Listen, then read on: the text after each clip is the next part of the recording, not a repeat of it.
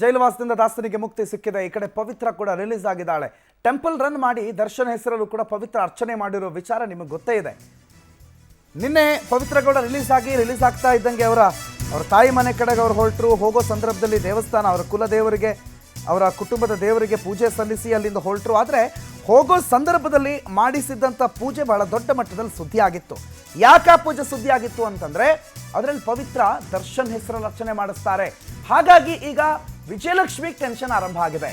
ಮತ್ತೆ ದರ್ಶನ್ ಮತ್ತು ಪವಿತ್ರ ಸಹವಾಸಕ್ಕೆ ಬಿದ್ದರೆ, ಹಾಗಾಗಿ ಪತಿಗಾಗಿ ದೇಗುಲಗಳ ಯಾತ್ರೆಯನ್ನು ಕೂಡ ಮಾಡಿದ್ರು. ಪತಿಗೆ ಒಳ್ಳೇದಾಗಬೇಕು ಅಂತಂದಿದ್ರು. ಜೈಲಿಂದ ಹೊರಬರಬೇಕು ಅಂತ ಪ್ರಾರ್ಥನೆ ಮಾಡಿದ್ರು.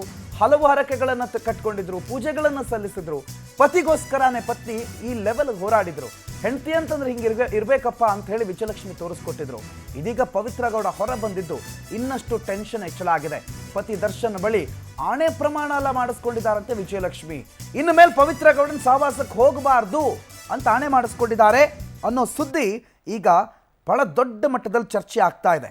ಹೌದಾ? ಹಾಗಾದರೆ ಯಾಕಂದ್ರೆ ಸಾಮಾನ್ಯವಾಗಿ ಎಂಥದ್ದೇ ಮಹಿಳೆ ಆಗಿದ್ರು, ತನ್ನ ಗಂಡನ ವಿಚಾರಕ್ಕೆ ಇನ್ನೊಬ್ಬ ಹೆಂಗಸು ಬರ್ತಾಳೆ ಅಂತಂದಾಗ ಅವಳಿಗೆ ಒಂದು ಆತಂಕ ಇರುತ್ತೆ, ಒಂದು ಭಯ ಇರುತ್ತೆ, ಏನಾಗುತ್ತೆ ಅನ್ನೋದು, ಮತ್ತು ಕಡಿವಾಣ ಹಾಕಿಟ್ಕೋಬೇಕು ಅನ್ನುವಂಥ ಮನಸ್ಥಿತಿ ಕೂಡ ಇರುತ್ತೆ. ಹಾಗಾಗಿ ಆತಂಕ ಭಯದ ನಡುವೆ ದರ್ಶನ್ ಹತ್ರ ಹೋಗಿ ನೀನಿನ್ನ ಮೇಲೆ ಪವಿತ್ರ ಗೌಡನ ಸಹವಾಸ ಮಾಡಬಾರ್ದು ಅಂತ ಆಣೆ ಹಾಕಿಸ್ಕೊಂಡಿದ್ದಾರಂತೆ. ಯಾಕಂದರೆ ಪವಿತ್ರ ಗೌಡ ಹೊರಗಡೆ ಬರ್ತಾ ಇದ್ದಂಗೆ ಮೊಟ್ಟ ಮೊದಲು ಹೋಗಿ ದರ್ಶನ್ ಹೆಸರಲ್ಲಿ ಅರ್ಚನೆ ಮಾಡಿಸ್ಕೊಂಡ್ಬಿಟ್ಟಿದ್ದಾರೆ. ಮತ್ತೆ ಇವರಿಬ್ಬರು ಒಂದಾಗಿ ಮತ್ತೊಂದಿಷ್ಟು ಫಜಿತಿಯಾಗಿ ಈಗಾಗಿದ್ದೇ ಸಾಕಪ್ಪ ಶಿವನೇ ಅಂತ ಹೇಳಿ ಪವಿತ್ರ ಗೌಡ ಈ ಕ್ರಮಕ್ಕೆ ಹೋಗಿದ್ದಾರೆ ಅನ್ನೋದು ಸದ್ಯಕ್ಕಿರೋ ಮಾಹಿತಿ. ಶಶಿಧರ್ ಈ ಬಗ್ಗೆ ಮಾಹಿತಿ ಕೊಡ್ತಾರೆ, ನೇರ ಸಂಪರ್ಕದಲ್ಲಿ ಜಾಯ್ನ್ ಆಗಿದ್ದಾರೆ. ಶಶಿಧರ್, ಏನೋ ಆಣೆ ಪ್ರಮಾಣ ಮಾಡಿಸ್ಕೊಂಡಿದ್ದಾರಂತೆ. ಏನು ಆಣೆ ಪ್ರಮಾಣ? ಏನು ವಿಜಯಲಕ್ಷ್ಮಿ ಅವ್ರಿಗೆ ಭಯ? ಏನು ದರ್ಶನ್ ಇನ್ನೂ ಬದಲಾಗಿಲ್ವಾ ಇಷ್ಟೆಲ್ಲ ಆದ ಮೇಲೂ? ಈ ರೇಣುಕಾಸ್ವಾಮಿ ಕೊಲೆ ಪ್ರಕರಣದಲ್ಲಿ ಪ್ರಣೋತ್ ಎಲ್ಲ ಒಂದ್ ಕಡೆ ಈ ಇಡೀ ಘಟನೆಯನ್ನು ನೋಡಿದ್ರೆ ಓದಿಯ ಪಿಚಾಚಿ ಅಂದ್ರೆ ಬಂದೆಯ ಗವಾಕ್ಷಿ ಅನ್ನೋ ಗಾದೆ ಮಾತಿನಂತೆ ನಟ ದರ್ಶನ್ ಮತ್ತೆ ಅದೇ ರೀತಿಗೆ ಪವಿತ್ರ ಗೌಡರ ಕತೆ ಇವತ್ತು ಶುರುವಾಗುವಂತ ರೀತಿಯಲ್ಲಿ ಕೂಡ ಕಾಣ್ತಿದೆ. ಯಾಕಂದ್ರೆ ಹೆಣ್ಣು ಹೊಣ್ಣು ಮಣ್ಣು ಇದ್ರ ಹಿಂದೆ ಯಾರು ಕೂಡ ಹೋಗಬಾರ್ದು, ತಾನಾಗೆ ತಾನು ಒಲಿದು ಬರಬೇಕು ಅನ್ನೋ ಗಾದೆ ಮಾತು ಕೂಡ ಎಲ್ಲರೂ ಕೂಡ ಕೇಳಿಸ್ಕೋಬೇಕು. ಯಾಕಂತಂದ್ರೆ ನಟ ದರ್ಶನ್ ಹತ್ರ ಇವತ್ತು ಎಲ್ಲನೂ ಕೂಡ ಇದೆ, ತನೂನು ಇದೆ, ಧನನೂ ಇದೆ, ಮನನೂ ಇದೆ, ಕೂಡ ಒಳ್ಳೆ ಸಂಸಾರ ಇದೆ, ಅವ್ರ ಹತ್ರ ಎಲ್ಲ ಚಿನ್ನ ವಜ್ರ ವೈಡೂರ್ಯ ಎಲ್ಲ ಕೂಡ ಇದೆ.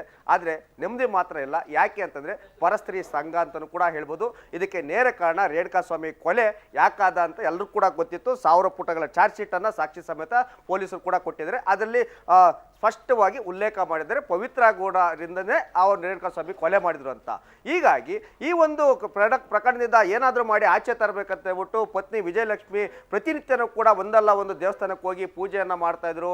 ಆ ವಕೀಲರನ್ನು ಕೂಡ ಭೇಟಿ ಆಗ್ತಾ ಇದ್ರು. ಇಲ್ಲಿಂದ ಬಳ್ಳಾರಿಗೆ ಹೋಗಿ ಜೈಲಿನಲ್ಲೂ ಕೂಡ ಭೇಟಿ ಆಗ್ತಾ ಇದ್ರು. ಆ ಕಾನೂನು ಸಲಹೆಯನ್ನು ಕೂಡ ಪಡ್ಕೊಳ್ತಾ ಇದ್ರು. ಅವ್ರು ಬೇಕಾದಂಥ ಡ್ರೈ ಫ್ರೂಟ್ಸ್ ಆಗಿರ್ಬೋದು, ಚಿಕಿತ್ಸೆಗಾಗಿರ್ಬೋದು ಎಲ್ಲವನ್ನೂ ಕೂಡ ಕೊಟ್ಟು ಪತಿಯ ಆರೋಗ್ಯವನ್ನು ಕೂಡ ವಿಚಾರಿಸ್ತಾ ಇದ್ರು. ಮತ್ತೆ ಈ ಒಂದು ಪ್ರಕರಣದಿಂದ ಆಚೆ ಬರಲಿ ಅಂತ ಕೂಡ ದೇವರ ಹತ್ರ ಕೂಡ ಬೇಡ್ಕೊಳ್ತಾ ಇದ್ರು.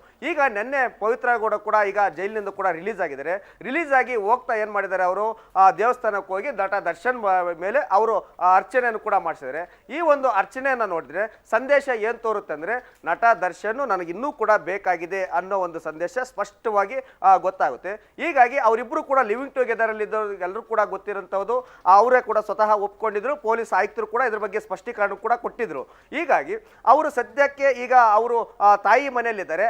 ಆದ್ರೆ ಅವರ ನಿಜವಾದಂಥ ವಾಸ್ತವ್ಯ ಮನೆಯಲ್ಲಿದೆ ಏನು RR ನಗರದಲ್ಲಿ. ಅಲ್ಲೇ ಕೂಡ ನಟ ದರ್ಶನ್ ಅವರ ಮನೆ ಕೂಡ ಏನು RR ನಗರದಲ್ಲಿದೆ. ಆದ್ರೆ ಈ ವಿಜಯಲಕ್ಷ್ಮಿ ಮನೆ ಇರೋದು ಕತ್ರಗುಪ್ಪೆಯಲ್ಲಿ. ಆದ್ರೆ ಇಷ್ಟು ದಿವಸ ಅವರಿಬ್ರು ಕೂಡ ಒಟ್ಟಾಗಿ ಇರಲಿಲ್ಲ, ನಟ ದರ್ಶನ್ ಮತ್ತೆ ವಿಜಯಲಕ್ಷ್ಮಿ.